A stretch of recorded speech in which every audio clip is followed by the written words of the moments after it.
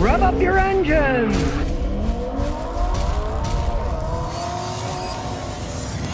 Okay, today I'm going to take you on an Odyssey with an 05 Honda Odyssey that's actually held up quite well, and I'll tell you the pluses and minuses of them too. This one comes from Ontario, so it's going to have a little rust underneath, and he doesn't have hubcaps because these are his winter tires. When he puts the summer tires, he puts the hubcaps back on. The one was made in Alabama, 05. Now, he bought it used with about 170,000 kilometers on it, and now it has 358,000 kilometers. It is Canada after all, so for the rest of us that's 222,000 miles, and it's held up quite well. 3.5 I-Tech with a VCM on it. Now the man takes care of his vehicles, 100,000 miles, whatever that is in kilometers. He had the timing belt changed because it is an interference engine, has a rubber timing belt. You got to take care of that. He takes care of his vehicles. But it does burn a little bit of oil because it's got the variable cylinder management system, where when you're going down the road, especially on a highway load, light loads, it can turn some of the cylinders off to get better gas mileage. But as I told people over and over again, you can't have a cylinder that's hot, a cylinder that's cold, and a cylinder that's hot because of the thermal dynamics. Eventually it kind of warps them, only by a few thousandths of an inch, but enough so that it gets by the piston rings, and then you burn a little bit of oil.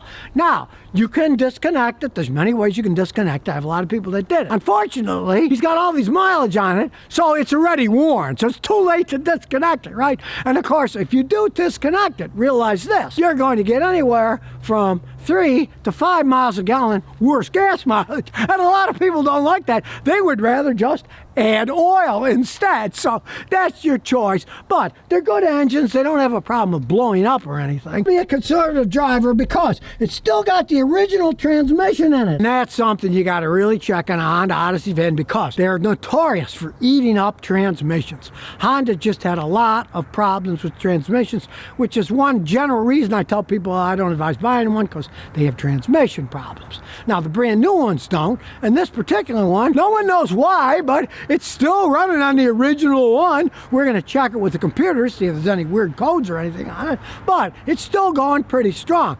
And from my experience, a lot of that has to do with driving style and maintenance. He maintains his stuff well, so he covers that. And I'm assuming he is not a maniacal driver, because the customers of mine that had Honda Odyssey vans, they're the ones that drove super fast and they burnt out their transmissions super fast at the same time. They couldn't take the power of the engine put out, but if you are a conservative driver, a lot of times they still will last because they're not being pushed to the limit. One of the fixes Honda tried was reprogramming them so that they shifted at lower RPMs so you couldn't drive them as hard, right? Well, this guy obviously drives it pretty conservatively because, hey, they go to Ontario, Florida, and back. They're not having any problems with it other than it burns a little bit of oil. They have rust because they're in Ontario. They use a lot of salt in the winter. But I'll give it to Honda because you don't see it rotting away, right? There's a little bit starting here, but for as old as it is living there, it's not too rotten away. This is starting to because the salt's getting in there. Well, they carry a lot of stuff because it's kind of low to the ground. Matter of fact, they were thinking about retiring this thing and replacing it with a Honda Pilot, but they said the Pilot just doesn't have the room that this thing has. It has an awful lot of room. That's how they sell them.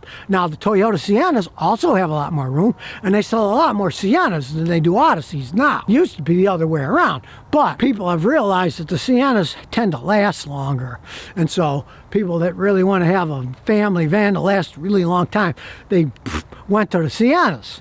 And now, since they have a Sienna hybrid and they can get phenomenal gas mileage, that's really pushed a lot more people towards the Sienna than the Honda Odyssey vans. But you're going to complain about 222,000 plus miles, whatever that is in kilometers.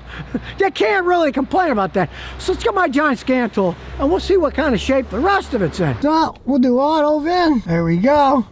Standalone diagnosis. It read the VIN. Knows it's Canada Odyssey 2005. So there's the typology. We're going to do a full scan. And while it's scanning itself, hey, everything's held up good. The dash, hey, it's nice and clean, it's not sticky.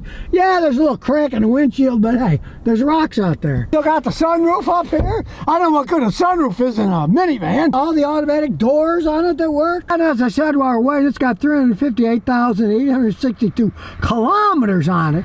As you notice, it's a Canadian car, so check it out. kilometers an hour. Look, you can go 260. Okay, he admits that he went 140 once, but hey, you know, what's that? That's like 75, 78 miles an hour. It's some codes, but interestingly enough, I just discovered that in Toronto, they no longer do emissions testing. They got tired of being ripped off. Conservatives came into power in the province, and they said no more ripping our people off, so they don't have to deal with that nonsense. It's just like in Tennessee. Hey, they freed themselves from the bureaucrats. Hooray, maybe it's time for a Canadian revolution, and they can give up with Trudeau and his cronies. They're laughing in the background. Now, there's a bunch of funky codes. So we'll start out with PCM code. He thinks he might have a bad oxygen sensor. And we'll see what the codes are. Catalyst B1 and B2 are below thresholds. No fooling, the vehicle's old, it has a lot of miles. The cats aren't gonna work perfectly. It runs fine, he gets the same gas mileage. So you know what he's gonna do? Nothing, because they don't inspect for emissions. If he had been in an emissions nation, then he would have to buy the catalytic converters. That's a lot of money, but as long as it runs okay, and here's how you can tell. Those stupid codes, if your temperature gauge when you start it up still runs pretty normal, doesn't overheat, and you can still drive normal, in this case 120 kilometers an hour, and it doesn't slow down and bog down, they're not clogged up, it's just that they don't work as good, so who cares, you can still drive it. I had a guy in Houston drove his Toyota 5 years that way, and after the 5th year, guess what happened? The light went out by itself. Because he bought gas at a different gas station that burned better. It was a Shell station, and the light went out by itself. So that'll show you. Don't be fooled by these check engine lights. A lot of times doesn't mean anything. We'll erase these now anyways. Well, as you can see, those are gone. We don't even care about that. We'll see what's going on with this ABS system. It's got a code, and we'll see what the code is. Right front spacer sensor.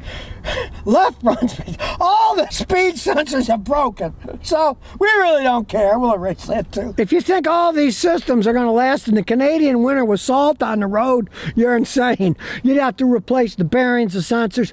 Who cares? It goes back to non-ABS normal braking, and if you know how to drive like he does, you don't care. None of my cars have ABS on them because they're too old. And I'm old enough to know how to drive a car. Well, now those are gone, but of course they'll come back. These other ones, hey, we don't even care. Watch this body. I wonder if it'll be some kind of squirrely thing. Body electrical. Guys, we'd have to go through and analyze all this data, so we don't care. It's working fine. It's Honda, but with all these crazy control, vehicle speed control, look at all the lights that are on. We have the idiot lights on. There's too much technology, and when it breaks and you don't care, you just keep driving the thing. For the airbag system, I can guarantee you that's not going to be working right. So we'll see what that says. Opening the driver's seat buckle switch. No signal from the left impact sensor. It's got 2 codes, right? Well, guess what? The seatbelts still buckle in and work fine. Are you really going to trust your life on an explosive unit that's hidden inside the car when they're this old? SRS system, the airbag system, is no longer operating right because there's shorts in various systems. So buckle up, indeed. Don't trust those things. Seatbelts work fine as long as you buckle them. Start her up and check some of the live data. We'll go back to live data. We'll go to PCM. It has to read that again. This is squirrely computers. All right. We didn't erase anything, so here comes the data. And let's see what kind of shape the car's in. Here we go. Remember, black is good, red is bad. We'll start looking. The map sensor's fine. Targeting's fine. Okay.